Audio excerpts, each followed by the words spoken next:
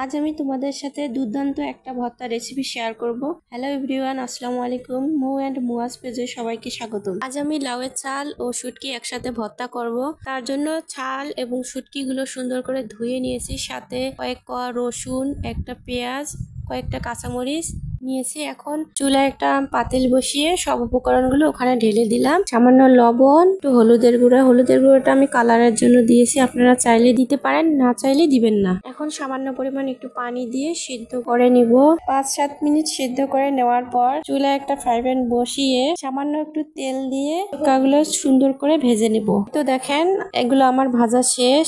এখন আমি এগুলো একটা প্লেটে তুলে নেব। তুলে নেওয়ার পর এগুলো আমি এখন আমি সুন্দর করে এগুলো পাটায় বেটে নিব। ও, একটা কথা বলতে ভুলে গেছিলাম, এখানে আমি 1 পিস মাছও দিয়েছি। আপনারা চাইলে দিতে পারেন, না চাইলে দিবেন না। এভাবে লাউয়ের চালের ভর্তা কে কে খেয়েছেন কমেন্ট করে জানাবেন। সবাই এভাবে ভর্তাটা একবার বানিয়ে খেয়ে দেখবেন, এক নিমিষেই 1 পাতিল ভাত শেষ হয়ে যাবে। ভর্তার উপরে একটু সরিষার তেল দিবেন, তাহলে ভর্তার স্বাদ আরো দ্বিগুণ হয়ে যাবে। তো আমার ভর্তা বানানো শেষ, এখন গরম ভাতের সাথে আমি মেখে খেয়ে দেখবো। অসাধারণ হয়েছে।